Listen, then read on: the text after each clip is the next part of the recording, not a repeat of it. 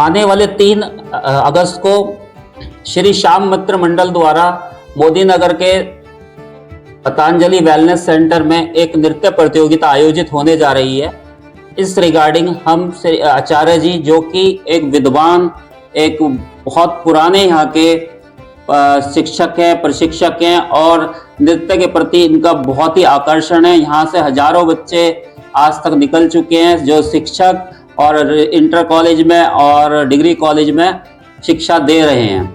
आज हम आचार्य जी से इस बारे में कुछ जानना चाहेंगे कि उनका जीवन का जो सफ़र है, जो उन्होंने अपना टाइम नृत्य को और संगीत को दिया है, उस बारे में एक जानकारी लेना चाहेंगे। बताइए आचार्य जी, आपने आज तक क्या क्या उपलब्धि है,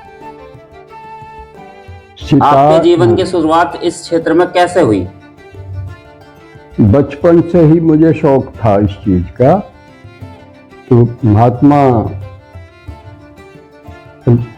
लटूर सिंह जी के पास में रहा, जिनका संबंध मदन मोहन मालवीय जी से भी था जी।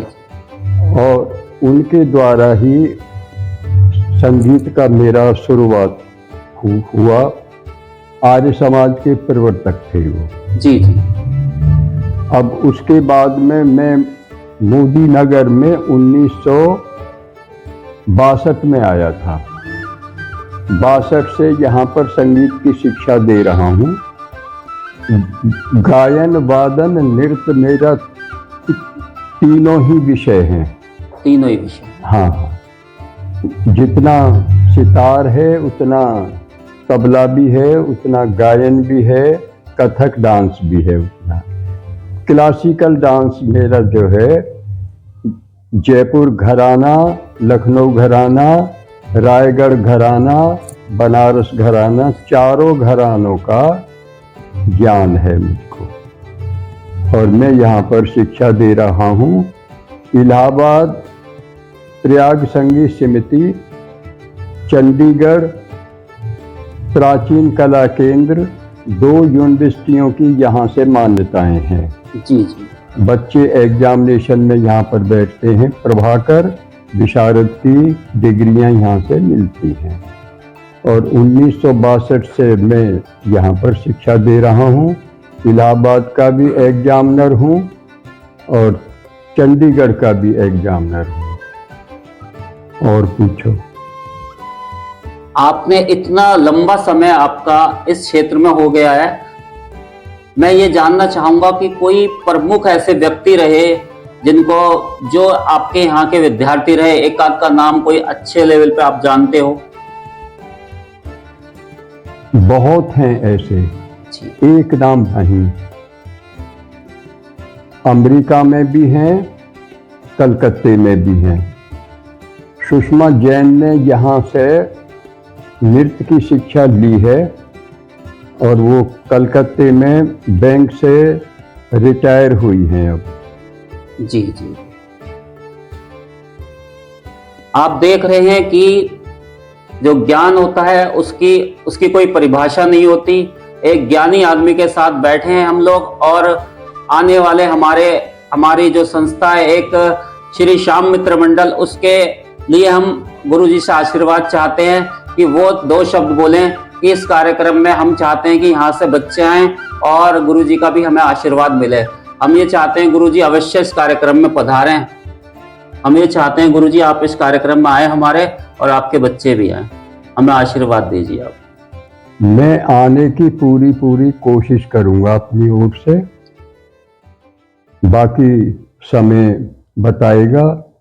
मेरी आयु इस समय 87 साल की है, तो चलने फिरने में थोड़ी सी प्रॉब्लम सी होती है मुझे।